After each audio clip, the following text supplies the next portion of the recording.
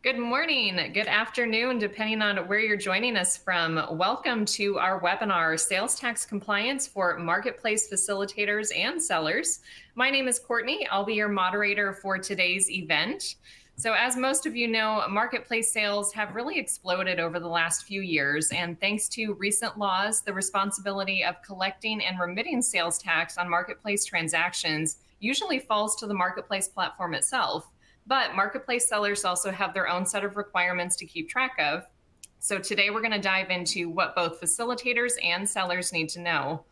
But before we dive in, just a couple of quick housekeeping items. So if you've attended one of our webinars before, you know that we do record these presentations and we will share out the link to the recording within the next 24 hours. So if you want to listen to it again or share it with a colleague, you can feel free to share that link. And then let's look at this webinar console that we're looking at. All of these windows that you see on there can be completely customized, so feel free to move them around or resize them according to your liking. And speaking of windows, there are a few different ways that you can interact with us today that I wanted to call out.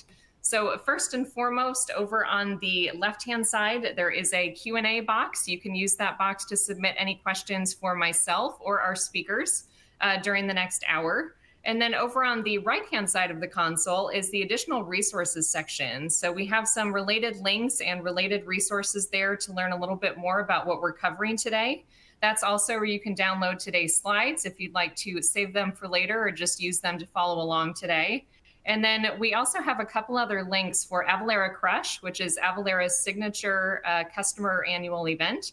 So you can click on that to learn more about that event and get registered. And then if you are an Avalara customer, we also have a link to G2 reviews. So if you are so interested in leaving us a review, you can earn a $25 gift certificate for that.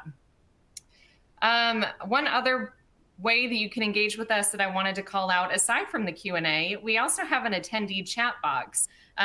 Down at the bottom of the console, you'll see a few kind of chat icons. They look like text message bubbles. So if you click on that, the attendee chat will appear, and you can use that to interact and speak with other webinar attendees. So if you'd like to say a quick hello in there and let us know where you're joining, other people can chime in that way as well. All right, let's move forward. Just a quick friendly reminder that Avalara cannot provide legal tax advice, but as always, we do our best to answer your questions as best we can. And then we are offering 1 hour of CPE credit. So if you're interested in CPE, you will have to meet a couple of eligibility requirements. First off, you'll have to respond to 4 out of our 3 poll questions. Those poll questions will appear in the same window where you're seeing the slides, so they're easy to come across. And then once you respond to the 3 out of 4, you'll also have to attend the webinar for at least 50 minutes, 50 minutes. And once you meet both of those requirements, you will see a link in the Earn Certification box that's right underneath the additional resources section where you can actually download your individual certificate.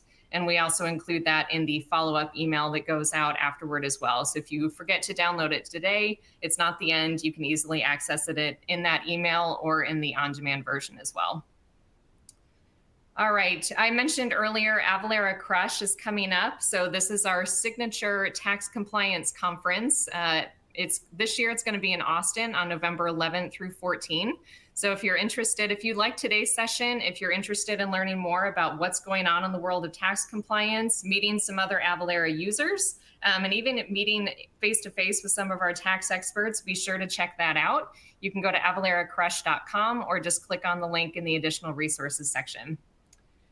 All right, so let's dive in real quick and meet our 2 speakers today. So we have not 1, but 2 of our tax experts joining us today to go over everything you need to know about compliance for marketplaces. First up is Scott Peterson. Scott is our Vice President of Government Relations. You may have heard him on one of our webinars before, but Scott, you want to say a quick hello? Hello, everybody. How you doing? Welcome to Avalara. I'm wearing my Avalara orange. Hope you are as well. Awesome. Great to have you, Scott. Thanks for being here. And then I also wanted to introduce our second speaker. We have George Trantis, who is our Senior Director of Global Marketplaces. So anything marketplace related that you want to know, George is going to know the answer to it and what's going on. George, great to have you. Yeah, thank you, Courtney. Welcome, and glad to have everybody in attendance. Awesome. Great. All right. Well, just a quick overview of what we're going to be covering today. I've already mentioned this. We'll start off by going over just some look at the current state of commerce and marketplaces, some of the recent growth in marketplace sales. And then we'll dive into what both marketplace facilitators need to know and marketplace sellers need to know about their compliance obligations. And then we always do our best to leave a few minutes at the end for Q&A. But like I said, if you do have any questions throughout, go ahead and submit them in that Q&A box, and then I will do my best to respond individually as we're going. All right, before we dive in, I promise this is the last poll or the last slide from me, but would love to learn a little bit more about our audience. So we have our first poll question appearing on in the slide section now. We would like to know if you are a marketplace facilitator.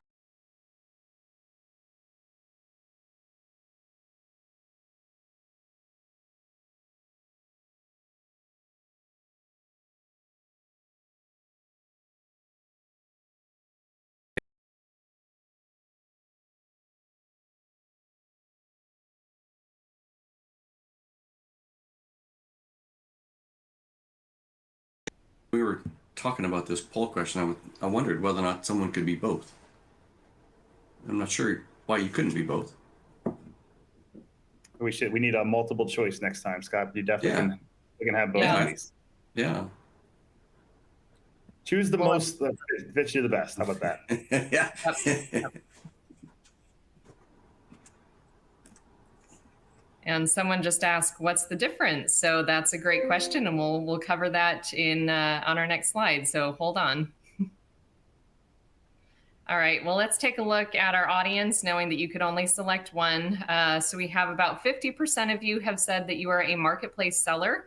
So you sell things on a marketplace or through a marketplace. About 16% of you believe you are a marketplace facilitator. And then we have a few of you that are thinking of adding a marketplace to your site. And then about a quarter who have said that you're not either yet and you're just here to learn, which is great. So thank you everyone for responding. And with that, let's start off with the current state of marketplaces. And George, I'll hand it off to you. Yeah, thanks, Courtney. So as we think about the world of marketplaces and its expansion, I just actually got out of Austin, Texas, at the big commerce event, the big summit they call it. And so we were talking marketplaces for the last couple of days. So if I lose my voice, I apologize. I got water next to me. But 3 days of talking marketplaces and e-commerce straight has been fun. So as we think about marketplaces by the numbers, people go, why do I want to sell in a marketplace? If I am a marketplace, what does this mean? Look, the numbers are really outstanding. $468 billion of consumer spending in the US alone. So this is just US. If you think globally, it's in the trillions, with China and in Europe as well. But then this is my favorite number, 67% of e-commerce sales come from marketplaces. So think about that. If you are a retailer and you're not on a marketplace, you're probably not really reaching your full audience. There was a stat I saw last year where 50% of people did searches on Amazon before they did it on Google. So right now, Google is sort of in this, how do I make sure I'm more relevant? But marketplaces are driving search. So is it Amazon? Is it Walmart, Target? All these large retailers have marketplaces, and that's what's driving some of these sales, but there's also always up and coming ones. And then 6 out of 9, the number of marketplaces surpass traditional retailers in important shopping needs. So this trend is simplification of shopping. A lot of consumers do not want to be going to 5 or 6 sites. They want to have one spot they can go to. Marketplaces, as you sort of see this last little bullets here, they tend to offer attractive delivery, competitive pricing. You're taking multiple sellers and put them into one area. So now you're driving down price for the competition. It's not as great for you as a retailer because you're going to maybe lose some pricing edge if you're selling competitive products. But are you putting yourself in the right spot? User-friendly websites. Marketplaces are going to fail or succeed based on how good their website is. And if you're not creating a user experience that's easy to use, that's a negative, and you're probably not going to have a lot of traction. The other thing we see is in marketplaces, they actually create better experiences because they're tailored to a vertical. So we see this in the shoe world with a StockX or a GOAT. In clothing, it was back in the day, it was just eBay, but you have the likes of Poshmark and all these other sites, the Real. So depending on what you're doing, you can create better experiences, better shopping, and then the wide variety of products. I mean, who doesn't want to go to Amazon to buy their toothpaste plus maybe a razor, plus everything you need for your house, plus your groceries. And then attractive returns and trusted products in stock. So as you think about the actual marketplaces that are out there, and there's tens of thousands of those, you know, where are you shopping? What are your customers shopping? Like, that's the question you should be asking yourself is, am I in the right spot? Which marketplace should I be on if I'm a retailer? And if I'm a marketplace, like, who should be my next, what product should I be bringing in? Let's go to the next slide here. So this is something from our good friends at McFadden Digital. And I thought this was a great slide when they put it out. They have a couple of books out there. So if you go to Amazon, you can go find McFadden Digital, Marketplace Monetization. I highly recommend acquiring those books.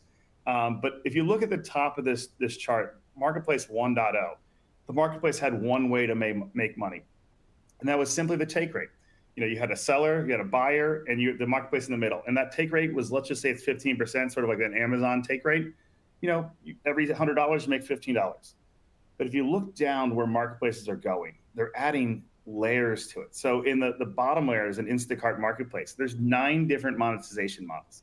So you've got brands advertising, you've got data licensing, you've got delivery services, in-store shopping, can submit commission fees, advertising fees, subscription fees, transaction fees.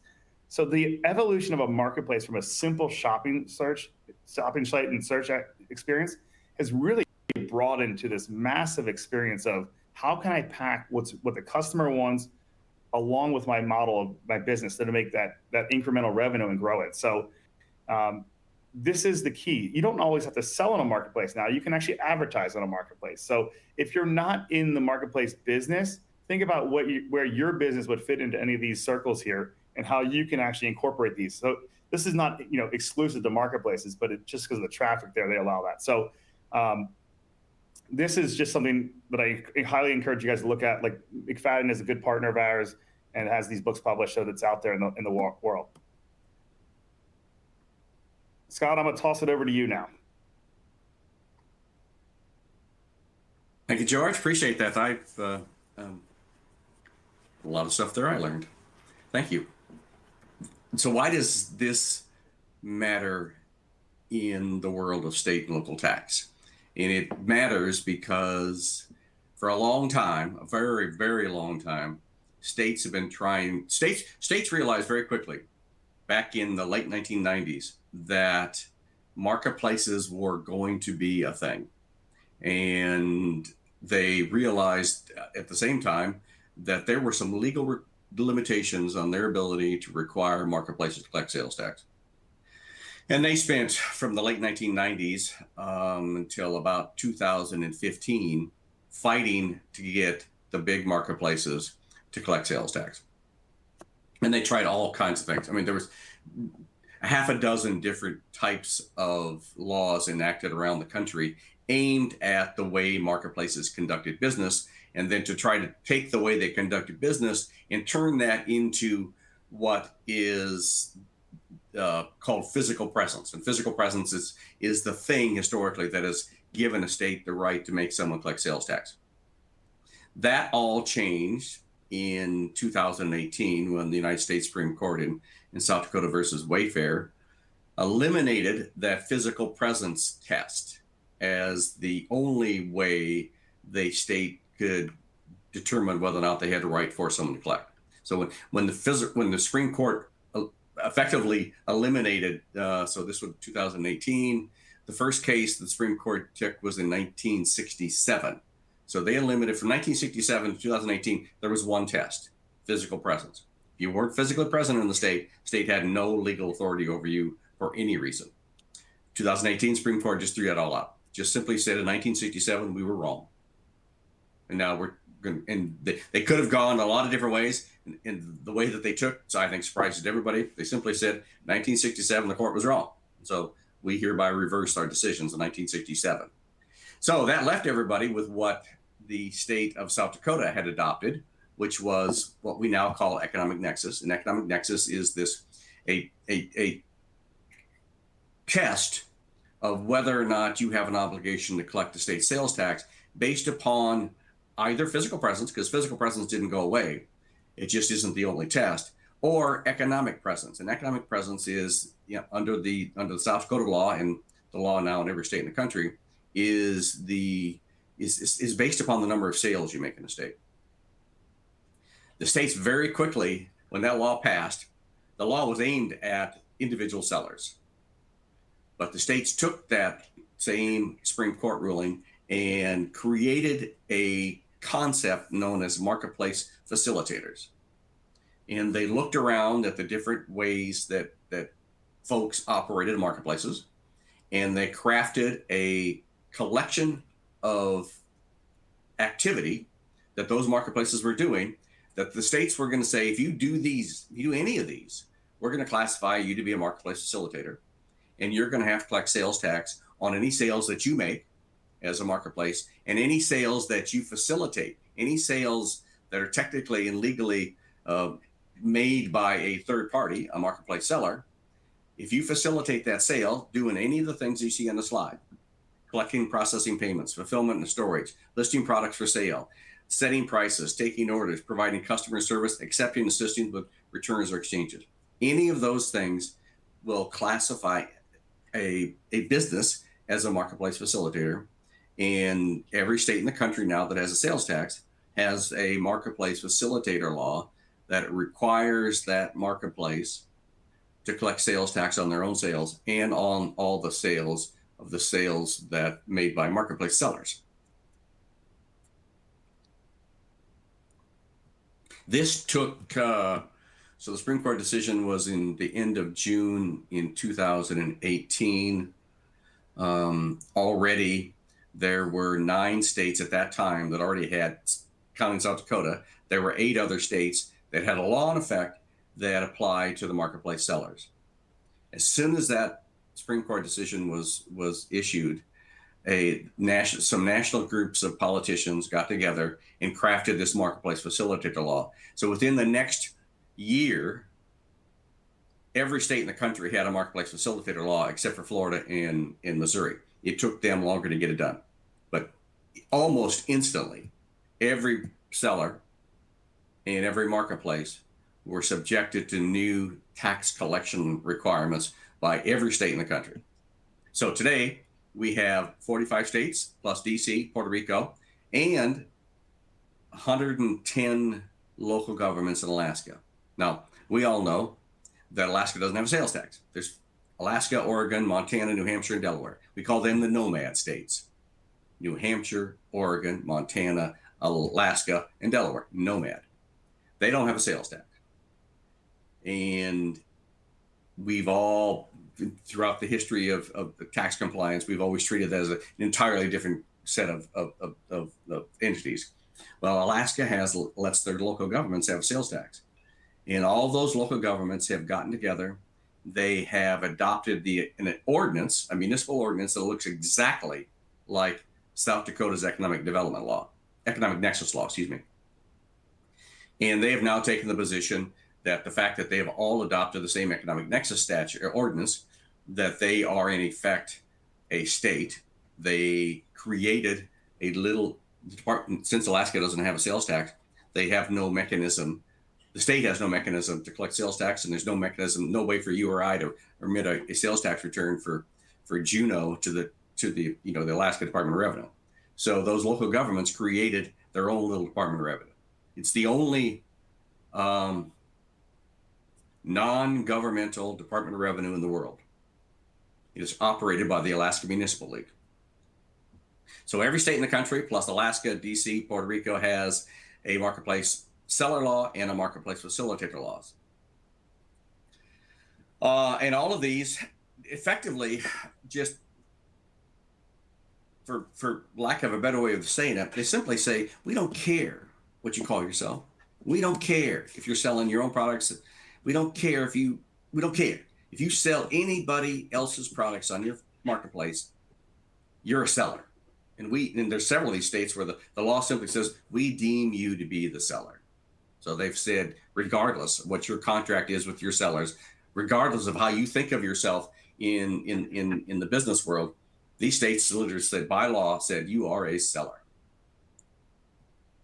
So now the kind of the good or the bad with the last few years is there hasn't been much change. the marketplace facilitator model statutes that were created in 2018, they've been adopted by every state. I don't, well, like right offhand, I can't think of one that's made any significant change to it. It's actually taken us years to get a full understanding of what the states mean when they adopt these statutes. And there's several initiatives that have gone on in the last few years that where, you know, the business community has flooded states as a group with lists of questions. What does it mean to do this? What does it mean to do this? And then to get every state to answer the question. It took years to get that done. The last real change in this, honestly, this wasn't much of a change, was in 2023 with California when they approved a new regulation where they included a payment processing or fulfillment services, which is honestly just what every state in the country was doing. Another issue that has been percolating with marketplaces has nothing to do really with tax. Well, I'll take it back. Has nothing to do with sales taxes. Has everything to do with the kind of other taxes that states impose. And there was a Proposition 22 in California that was going to classify independent drivers as employees. And this is a thing around the world. So if you're if you operate a marketplace where you're in the delivery business and you use drivers, you classify your drivers as independent contractors, there's a lot of states that want to change that. And it's complicated. Thankfully, George and I have nothing to do with this. This is all about income taxes and withholding taxes and workers' comp and things, thankfully, that Avalara doesn't do. Okay, let's talk about tax compliance consideration for marketplace facilitators.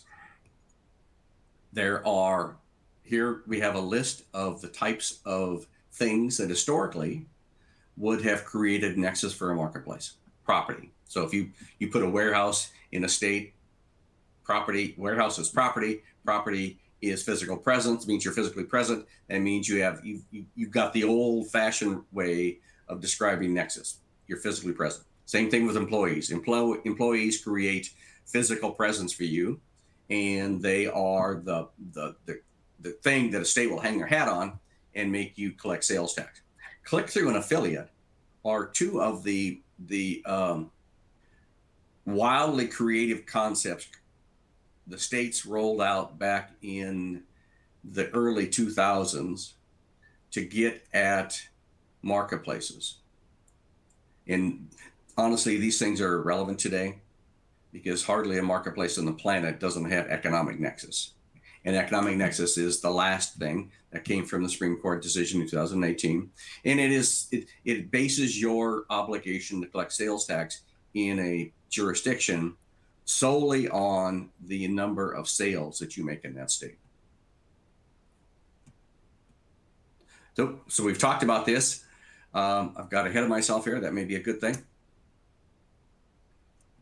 One of the problems we had with the South Dakota law, one of the problems we've had with economic nexus is every state in the country adopted South Dakota's law verbatim.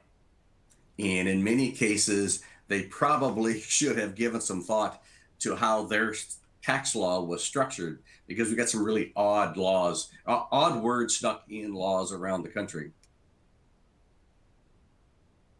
Simply because all those legislatures quickly ran out and adopted South Dakota's law. So economic nexus is an obligation imposed upon a retailer, a marketplace facilitator, to collect sales tax based upon the number of sales that they make inside the state. Now, for marketplaces, the state legislatures realize that, if you don't sell anything, all you are is that person who puts a buyer and seller together and facilitates them getting together and making a transaction and shipping a good somewhere. They realize that, technically some marketplaces have no sales, or the sales that they have are the sales that come from the service they provide to a marketplace seller. Well, states didn't want to have to deal with that because a lot of states don't tax services. So they realized basing economic nexus on the receipts that a marketplace receives from the fees that charge sellers wasn't going to work because they don't tax services. So they went and they said that your economic nexus as a marketplace is based upon the number of sales that you make of your own goods, or the sales that are made on your marketplace by everybody. And so all these states require marketplaces to combine all the sales made from all the sellers on their marketplace plus their own sales. And when you do, you get to this map. Then you look at this map and you say, okay, well, I make $100,000. I made $93,000 in sales in Wyoming last year. My sales plus all our marketplaces, Wyoming's is $100,000. I don't have to worry about Wyoming. I made $100,000 in sales in Nebraska. I have to worry about Nebraska. And so you look at this map and you ask yourself, you're keeping track of your sales by state, which you have to do if you're going to be in compliance with economic nexus. And you then look around and you say, okay, it's $500,000 in Texas and California and New York. If you're a marketplace, I guarantee you've met. It's easy. Frankly, it's much easier to meet $500,000 in California than it is $100,000 in Wyoming. So you look at this map and you build your tax compliance paradigm around where you have or where you don't have nexus based upon physical presence. Because if you've got warehouses, wherever you have a warehouse, you have physical presence, you have employees, very likely have physical presence, and sales. So you put those three things together, and this is your tax compliance map. One of the things that is even worse is that while there's a lot of different colors on here, if you layer on top of this map the difference between the definition of a sale, this map gets very complicated. South Dakota is gross receipts. North Dakota is taxable sales. So North Dakota and South Dakota both have a $100,000 economic nexus threshold. South Dakota, because it's gross receipts, you're going to get to economic nexus much quicker in South Dakota than you will in North Dakota, because North Dakota is taxable sales. South Dakota, you include every sale you make. Exempt, taxable, make a nonprofit sale, you include them all. North Dakota, you exclude your sales for resale, you exclude the things that aren't taxable, and you exclude the sales of things to organizations that aren't taxable. You might never have economic nexus in North Dakota, and you'll have it almost instantly in South Dakota, even though they both have a $100,000 economic nexus threshold. Two things that have come up here. One thing that's come up here in two different states recently that has made life miserable for sellers and marketplaces. It's called a retail delivery fee. And retail delivery fees are an attempt by states to broaden the sources of revenue to pay for transportation projects. Historically, transportation, roads, highways, bridges, construction and maintenance is funded through taxes on fuel. Well, as all of us have bought more fuel efficient vehicles and all of us have bought electric vehicles, there's no fuel. And so the historic source of revenue for highway construction and maintenance is dwindling, which is leading states to get creative, in some ways oddly creative in the way they look for revenue. So a retail delivery fee is a small fee, 29 cents in Colorado, 50 cents in Minnesota, that applies to every time a product is delivered to a customer in Colorado or in Minnesota. Now, this is intrastate, so if you're shipping from Minneapolis to St. Paul, which is a short distance, you charge the retail delivery fee. If you're shipping from Milwaukee to St. Paul, you charge retail delivery fee. Same thing in Colorado, in-state deliveries and state deliveries inside the state. It has to be something that's subject to sales tax. It has to be something, and it's a one-time fee. A single fee per invoice. So you sell $1,000 worth of stuff to a customer in Minnesota, you charge them 50 cents on the retail delivery fee. You make 1,000 sales to that same customer, you charge them 50 cents on every sale. So, but they're even though they seem very different or they seem very alike, retail delivery subject to state sales tax, You charge the fee, one fee per invoice. They're radically different from each other. The amounts are different. That's what computers are made for. Colorado, it has to be something that's subject to the state sales tax, which is a very small basket of goods. Colorado cities and counties can tax much, much more than the state can tax.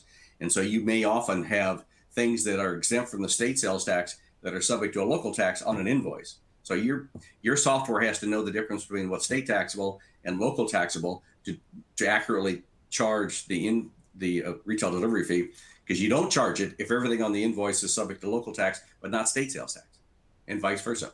Minnesota, everything, the state and local governments tax and exempt the same things. You don't have to worry about that. But what you do have to worry about in Minnesota is they don't tax clothing on their sales tax. But shipments of clothing into Minnesota are subject to the retail delivery fee. So even though you don't have a sales tax license and you're not collecting sales tax on the clothing you ship into Minnesota, you are going to have a license and remit that 50-cent fee per invoice when you're shipping and selling clothing into Minnesota.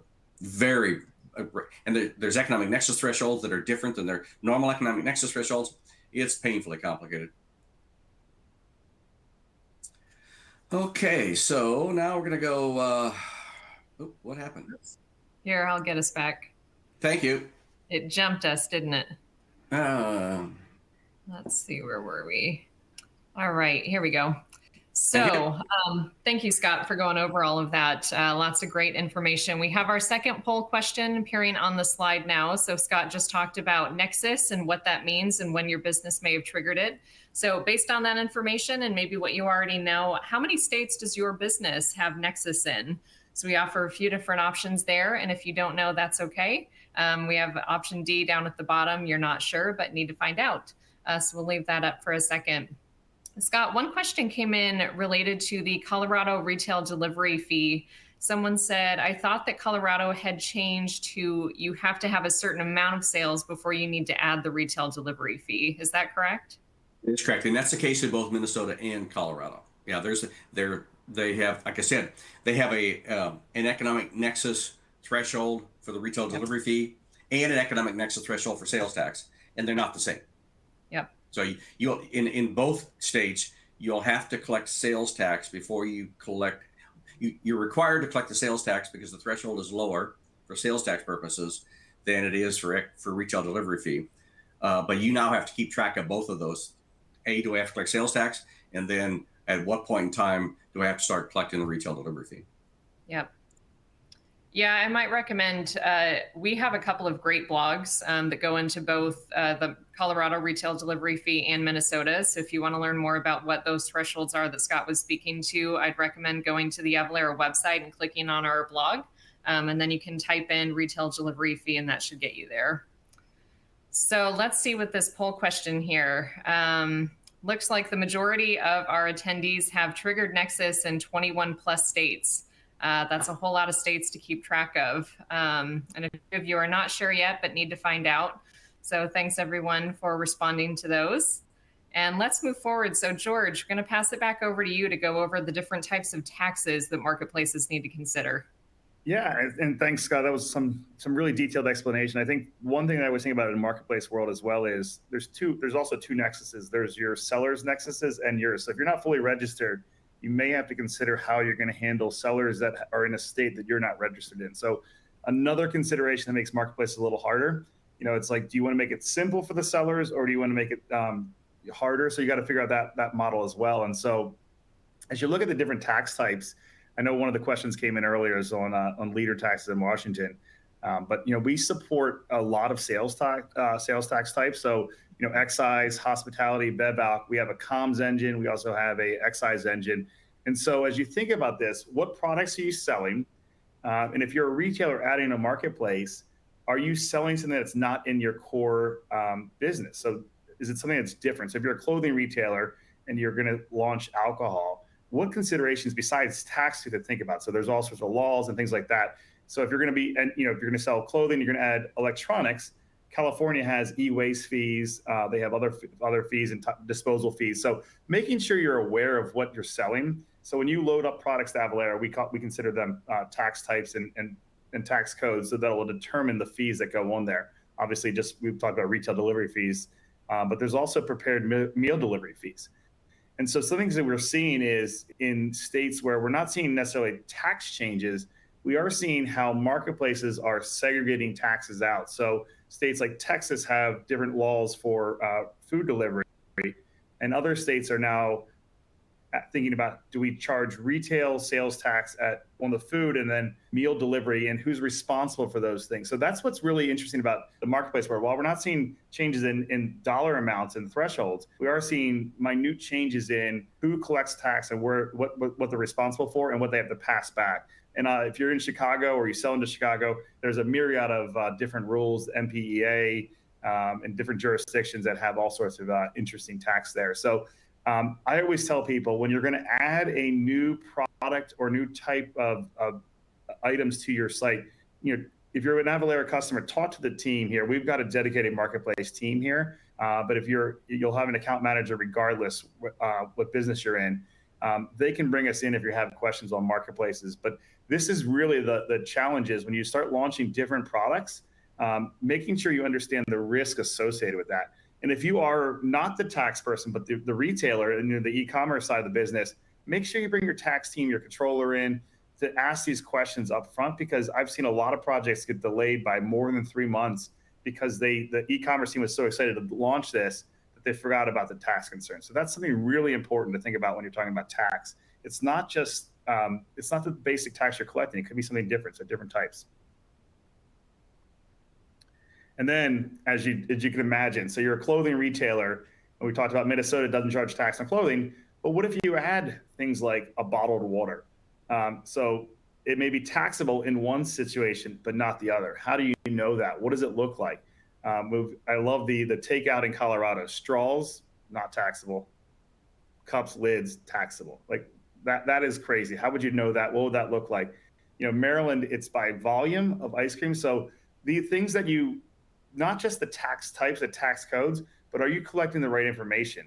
I know I saw a question about liter tax come through in Washington State. So volume matters in some taxability. So things that you didn't know or didn't understand in your current business may be needed to bring in. So when you have a closed infrastructure and you're not collecting enough data as a retailer because you have what you need for your business, you may have to open up your data sets to make sure you're expanding it up so you have enough information to actually collect the right tax.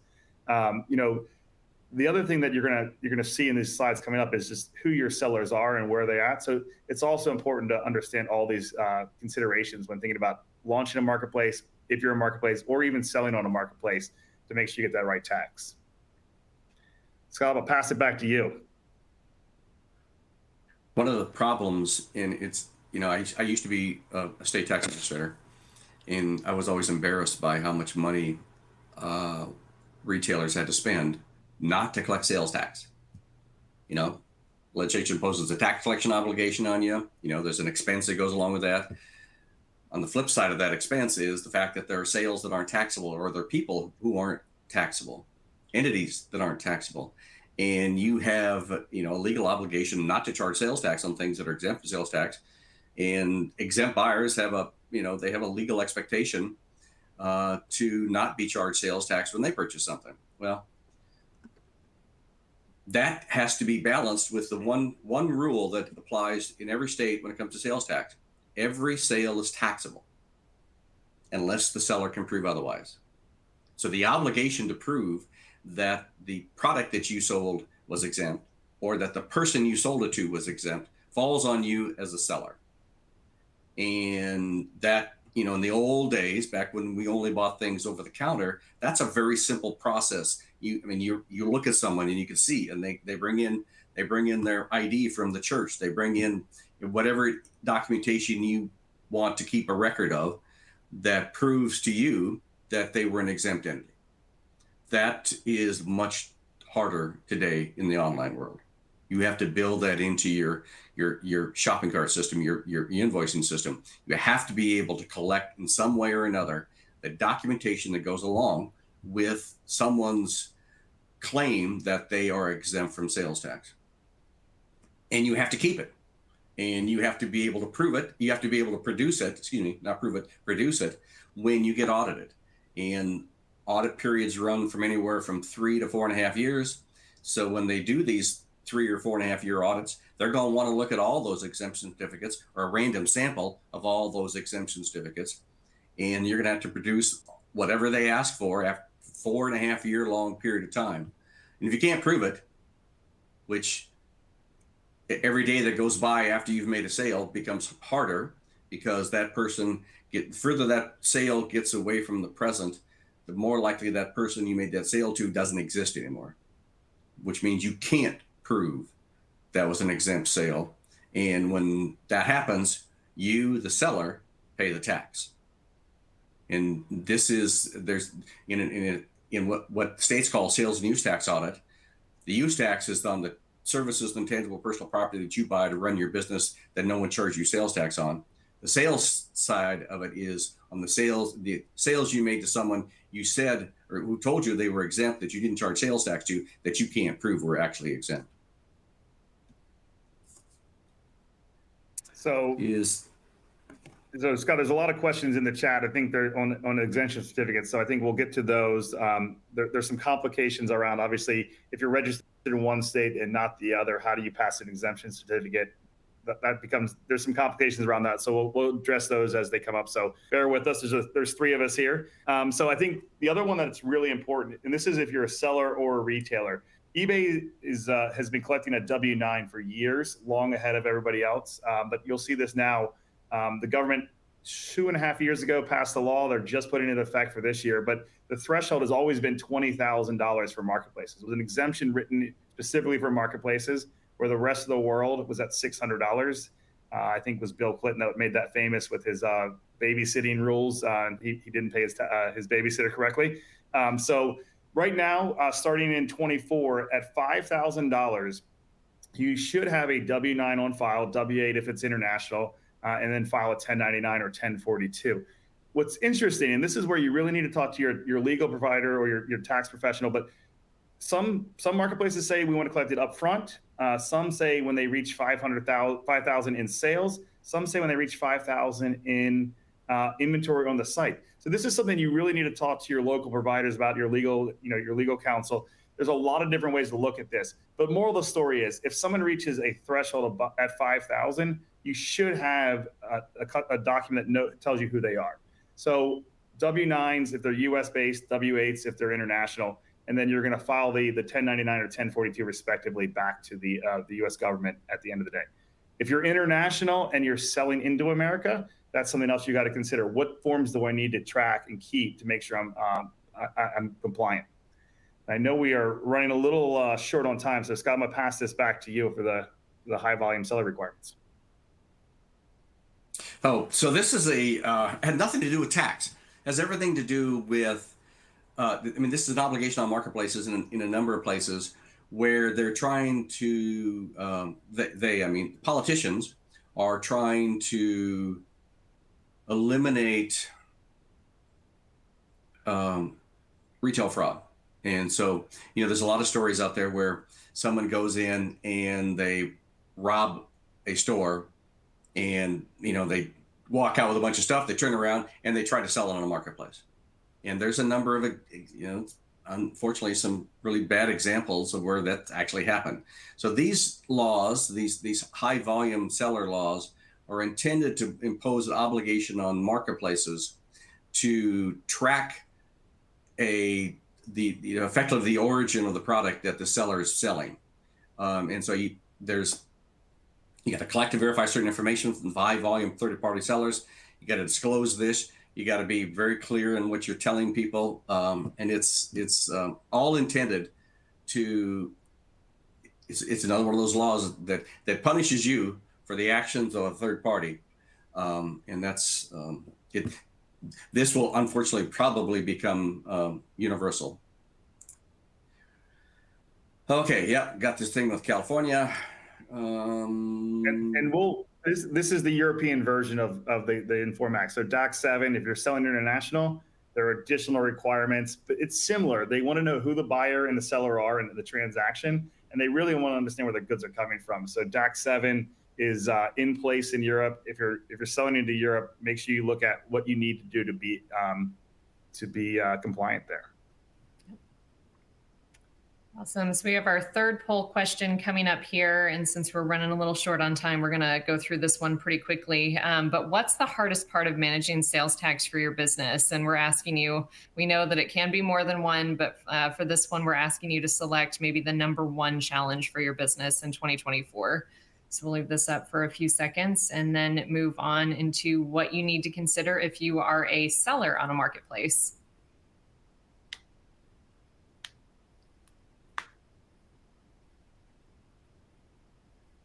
Just a couple more seconds. So if you're interested in CPE, make sure that you respond to this poll question.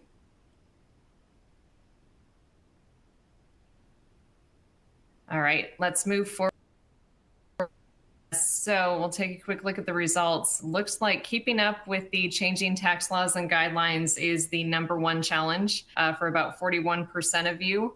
Followed by figuring out economic nexus. I think those two are usually the responses that we get. So I'm not really surprised by that. It can get super complicated quickly.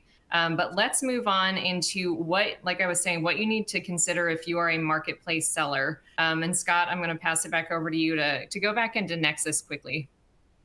Okay, remember, nexus is physical or economic. You have a store, you have a warehouse, you have employees. That's physical nexus.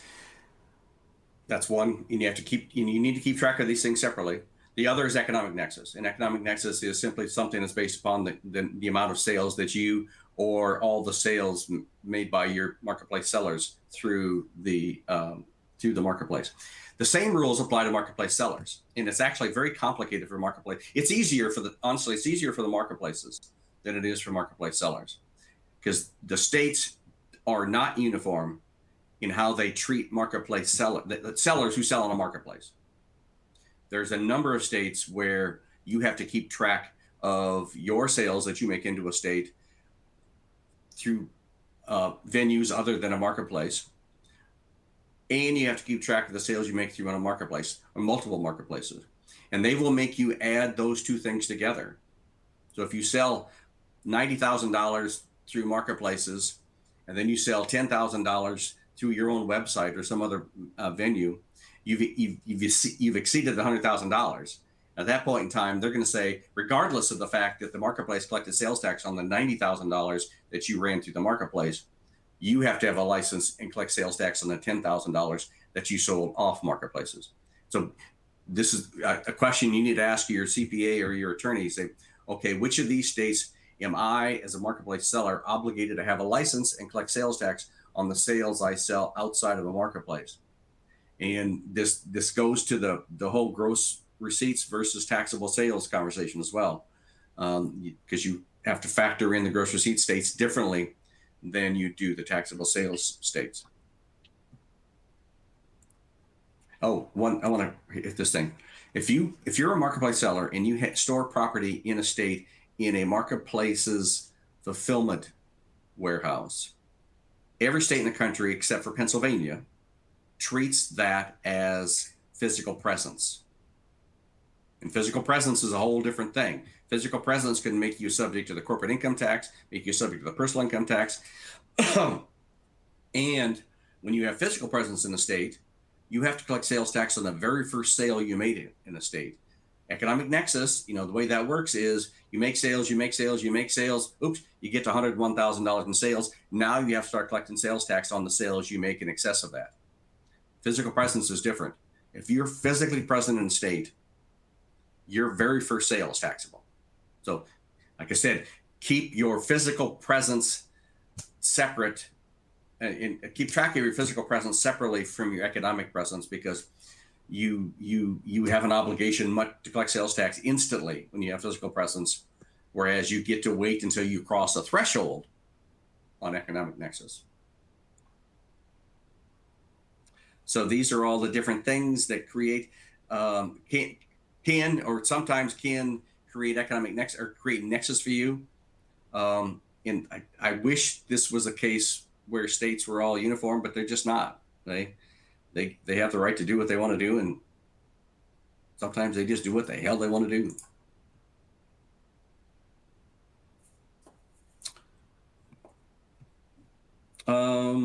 Okay, yeah.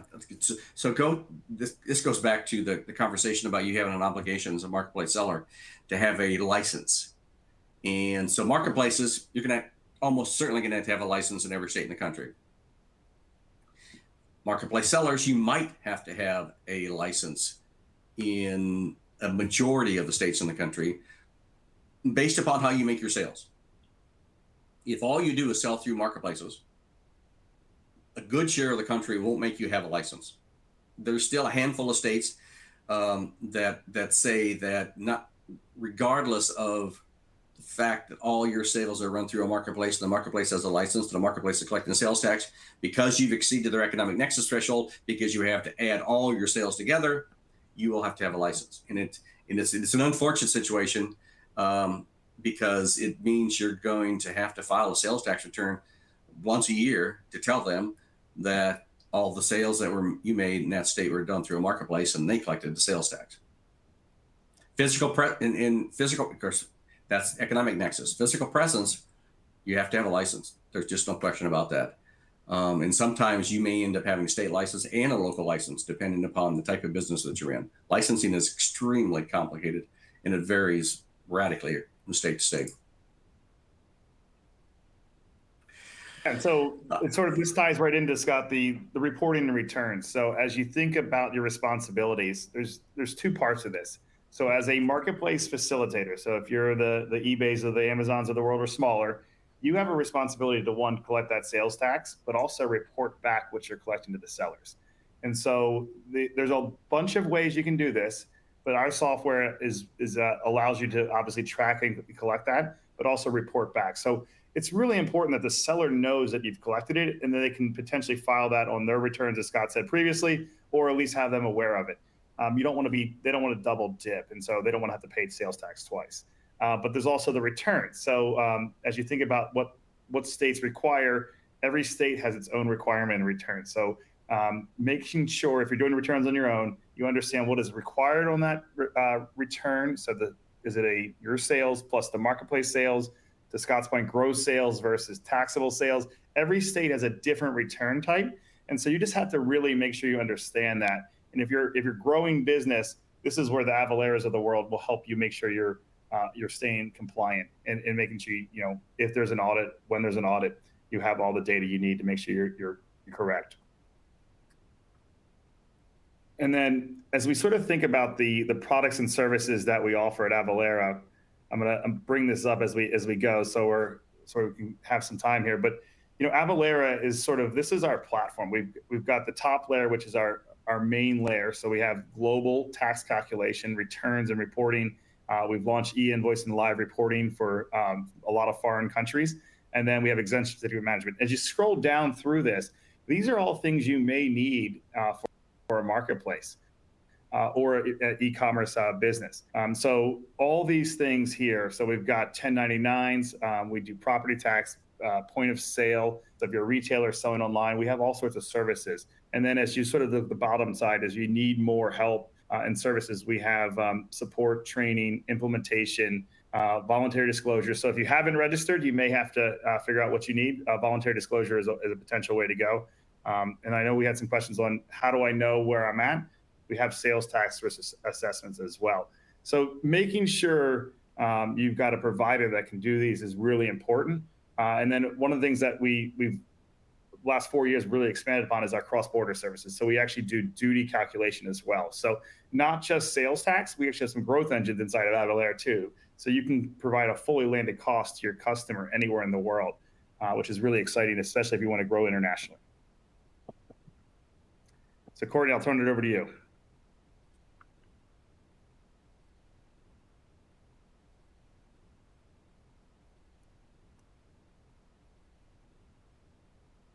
Well, let's fill this out. So we'll pause here for a second while we get Courtney back. But sorry about that. I was talking and I was muted, so apologies. We have our fourth poll question up on the console here. So if you're interested in learning more from Avalara about how we can help you sort out all of these obligations, whether you are a marketplace or a marketplace seller, go ahead and click yes on this poll question. I'm going to leave this up on the screen for a few moments, but let's dive into some of the questions. There were a few that stuck but maybe George, I know you've been going through them. Are there any that stuck out to you that you would want to mention live? I think we've had some questions around exemption certificates. I think the challenge is, what is an exemption certificate used for and where is it used? And Scott, if you're out of state, if you're in Virginia, I think the question was specific to Virginia, and the customer is not registered in Kentucky, is there an exemption certificate that would apply there, or would you have to register to have an exemption certificate in Kentucky? This is where it gets tricky. Yeah, no, and this is where it gets tricky, and this is, unfortunately, it's not a very good answer. Kentucky is a member of a thing called the Streamlined Sales Tax. Streamlined Sales Tax is an organization of 24 states that try to do the same thing in the same way. And where they are, one of the places where they're really successful is on exemption certificates. And for the most part, if you're doing business in the Streamlined Sales Tax state, Kentucky being one of them, your obligations for exemption certificates is more relaxed than it is in other states. Now, I can't remember right offhand, because there's some exceptions that the states can create. I can't remember if Kentucky's done them, but it's not unusual for an SST state. You submit a Streamlined Sales Tax exemption certificate. You don't submit the Virginia one. You submit the Streamlined Sales Tax exemption certificate, which doesn't require you to have a license in it. But that's a great question, and frankly, most sales tax lawyers or CPAs can answer that question for you. But you really do have to look at the Virginia law and the Kentucky law to get that successfully. There's one I want to answer in here, and it's about where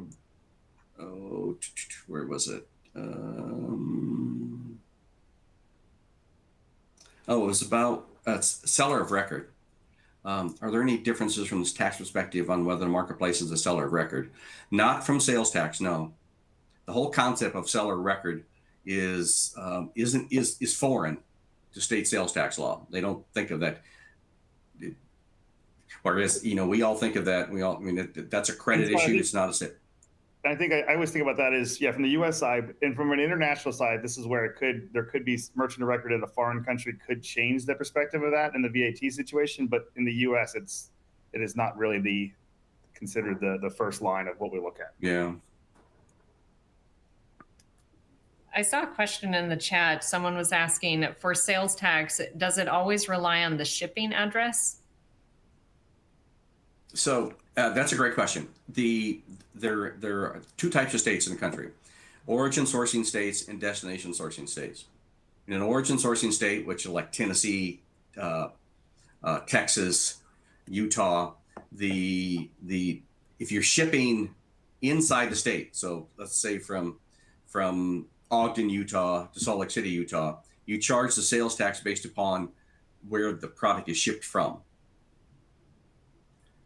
South Dakota is very different. South Dakota is the destination sourcing. So if you're shipping from Sioux Falls, South Dakota to Rapid City, South Dakota, you have to charge the Rapid City sales tax. On interstate sales, it's always destination.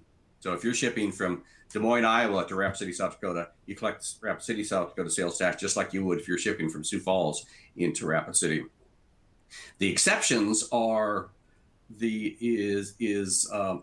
Alabama and Texas, that have a single state rate for sellers who have no physical presence in those states. So if you have no physical presence in Texas and you're shipping a good into Texas and you exceeded their economic nexus threshold, you have to have a license, you have to collect their sales tax. What you would collect is the uniform state rate, which is a combination of the state rate plus a local rate. In that case, it's irrelevant where you're shipping to in Texas, you would just charge that one rate. Alabama has the same thing. The rest of the country doesn't. In the rest of the country, you have to charge whatever rate's in effect at the location where your customer is going to take receipt of the product or service that you're selling. Got it. Okay. All right. Well, we are right at the top of the hour. George or Scott, any other final call outs from either of you before we wrap up? If you all have great ideas for more presentations or different presentations, shoot them to us. We're happy. If there's things that we just didn't cover, tell us. Yeah, and I think from a marketplace standpoint, there's never a single answer is what basically the moral story is. Every state has got a different definition. Every state has got expanding or shrinking legislation around this. So what we say today may not be relevant in 6 months. So we'll hold one of these again. So we'll always try to keep you up to date as fast as we can. Yep, absolutely. Well, thank you both, George and Scott, for being here with us. We went over a lot of information, so appreciate all of your knowledge and time. For all of our attendees, thank you as well for being with us for the last hour. Just a couple of final reminders. If you would like to download the slides and save them for later, click on the additional resources section where it says today's slides, and then you can download those and look through them at your leisure.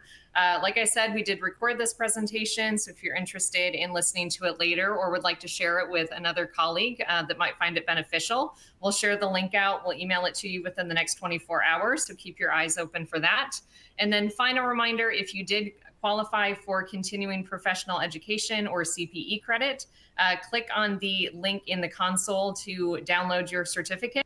Like I said, we do also offer a link to your certificate in the follow-up email as well. So if you forget to do it today, don't get to it, it's not lost. You'll still be able to access it there. But again, thank you so much, everyone. I hope you found this information useful, and we'll see you for one of our future webinars. Have a great day.